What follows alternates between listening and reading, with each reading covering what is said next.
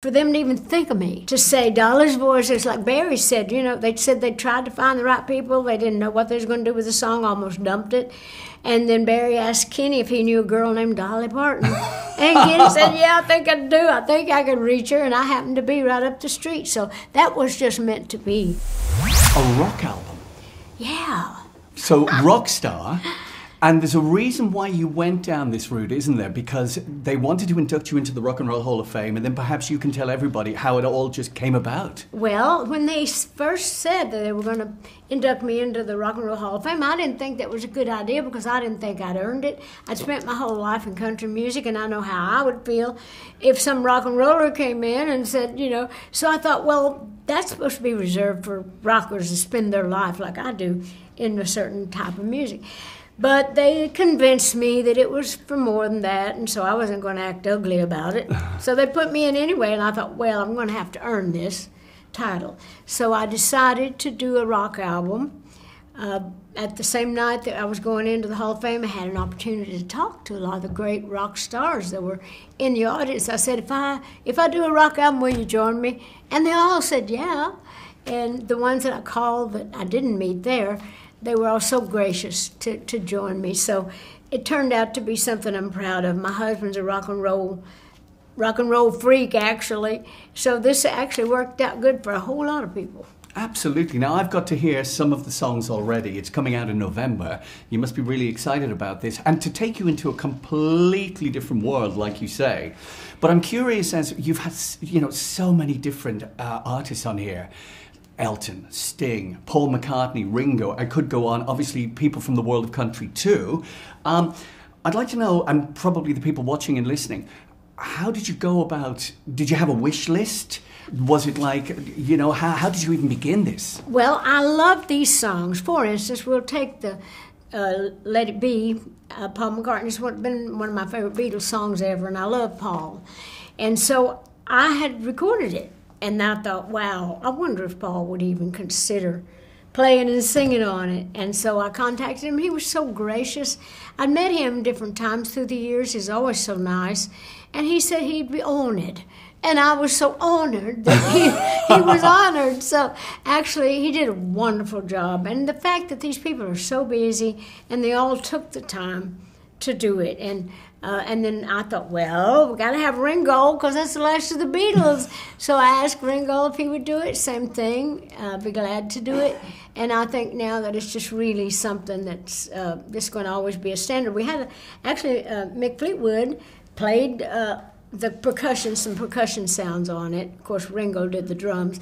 And then I think Peter Frampton actually played some guitar on it. So it's really a star-studded song. Yeah, as if Paul McCartney and Ringo wasn't enough, then the other two join in as well. Yeah. That's one of the songs I heard, and I'm not just saying this to you, but it's a standout for me as well. It's absolutely brilliant because it's such a classic anyway, and then you brought something else to it.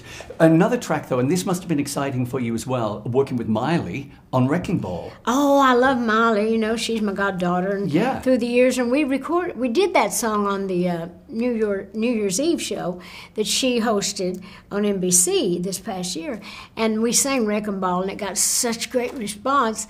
And I thought, I have to record this on my rock album, have Miley join me on that one. And that's a really standout favorite for me. I did mention, you know, it's not just Rockstar. It's like always there's another project with Dolly involved. And you've got the book coming out with all the costumes, because you've been famous for that over the years too, haven't you? That's true. It's called Behind the Seams, My Life in Rhinestones. That's coming out in October. And it goes all the way back to my little girl years. Early in the business and all through the early days and all the way up to neighbors sewing clothes to the highest and most famous designers and things, and showing pictures, telling stories about my life in Rhinestones. You know, this album, it's all about collaborations, as we've discussed already, but I wanted to also talk about one of the big collaborations. It's coming up for an anniversary really soon, 40 years since Islands in the Stream.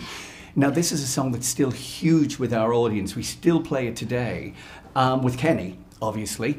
Kenny swung by the studio. I have to tell you this. I never thought I'd be next to you here, but Kenny swung by the studio a long time ago, and we had he was such a gracious guy anyway, and we had a wonderful chat. And when your name came up, I mean, he just lit up with kind of, no, seriously, with affection, and he went, "Oh, Dolly, and we've done so much." And I mean, literally, he just went off on another level. So I thought I would give it the full 360. Well, I feel the same way about Kenny, and I'm so proud of Islands in the Stream. That's another thing is I'm as proud of as anything I ever did in my musical career to make the choice to do that. And Barry Gibb, of course, there you go again. You know, there's people on this end of the world, you know, contributing to the music like they do. But I was happy to be part of that. I can't believe it's been 40 years, and I miss Kenny every day because we had a great, great relationship. Well, that obviously just came through, you know, like a natural thing. What was it like, though? I mean, as an artist, I mean, you're so in control of your own work. I mean, all the music you've written over the years. But sometimes when you're put together or thrown together in a recording studio with the likes of Barry Gibb and with Kenny, do you find that easier or harder, to almost compromise, or how does it work for you? Everything is different. I'm always honored when great artists like Barry, who produced the record, and he and his brothers wrote it, The Islands in the Stream, that for instance. And then Kenny, just for them to even think of me, to say Dolly's voice is like Barry said, they said they tried to find the right people, they didn't know what they was going to do with the song, almost dumped it. And then Barry asked Kenny if he knew a girl named Dolly Parton. And Kenny said, yeah, I think I do. I think I could reach her. And I happened to be right up the street. So that was just meant to be. Yeah. And so I went down, and within 2 or 3 hours, we had that whole record done. And so it's always great. And I'm not intimidated. I just want to do good. I get a little bit nervous, I guess, or get butterflies. You want to do well, and keeping up with the likes of Barry and Kenny. Sure. But I just figure I'll just always be me and do me. Absolutely. And that seems to work. It seems to have done okay so far, hasn't it? Like you were saying there, working with other people, but also in your own right. I'm not sure that everybody appreciates just how many songs you've written over the years. I mean, am I right in saying that you wrote I Will Always Love You and Jolene in the one day? Well, I found them on the same cassette tape. Right. Now, it could have been a day or two apart, but it was during that same period of time, and they're both actually on the Jolene album. I Will Always Love You and Jolene are on the same record. And so I must have thought those were two really good songs, so I'm sure it had to be within that week. Yeah. Where I had them on the cassette, because sometimes I write and then a day or two would go by before I put something else down. But yeah, they were written within the same period of time. That was a pretty inspired little while. Wasn't it? I thought of that too. I thought of that. I thought, wow, that's... If you could bottle that time, and then use it whenever. I mean, seriously, that's something else. Is there a kind of a time for you that, as an artist, as a creator, that works better than others? So in other words, do you have to take a break from it all? It seems like we've discussed already how busy you are. Do you ever take a break? Well, my life is my... my music is kind of like a lifestyle with me. Yeah. I know how to take my rests and my breaks and all that. But I'm a very early morning person. I do so much of my creative stuff in the wee hours, I call them, like from 3 to 7.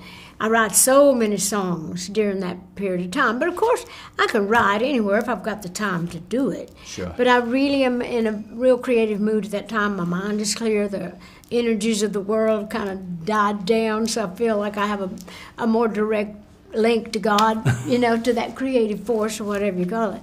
So I really love writing in the morning like that when I'm rested enough, and it's like just one of those things that seems to be when I do some of my best work. Is there anything lurking somewhere in the back for Dolly that you're thinking, I haven't done that, or I haven't gone in that direction? Is there anything you haven't touched yet that you'd really like to at some point? Well, it all has to do with my music and creativity. I'm hoping to do a series of my life, Life of Many Colors, where I really can tell each week a new story, whether it's just about my family. It doesn't all have to be about me that week. It could be about Mom and Daddy and me being in that picture, or it can be about all sorts of different things. I definitely want to have my own network, and I want to have to create more things and for TV.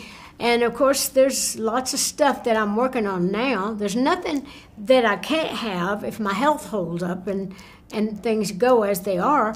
It's just that I have not had the chance to get to all of them yet. But I wake up with new dreams all the time. And so I never know today what I wake up with and think, I need to get right on that right now.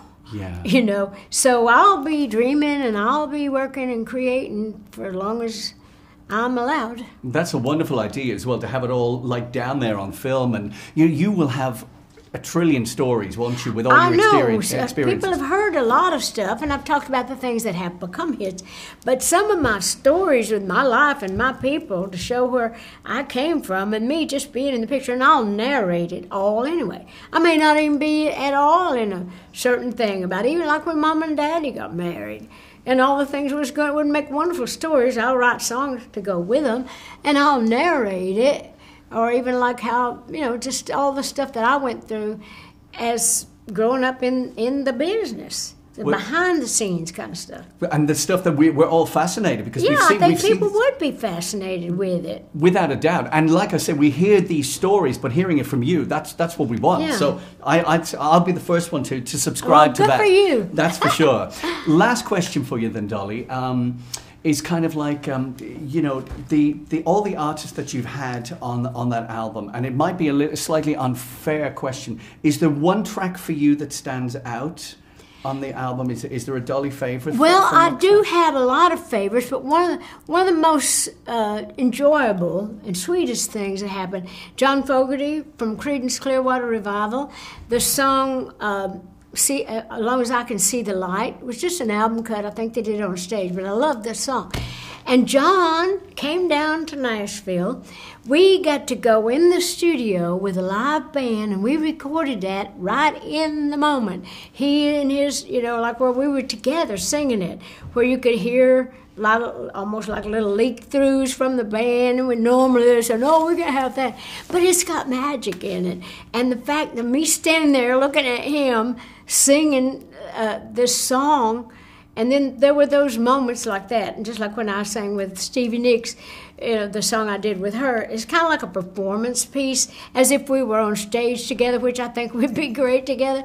But we were just ad-libbing, and, we were just being fun at the beginning of it, and then at the end, just those things that just happened without you planning them.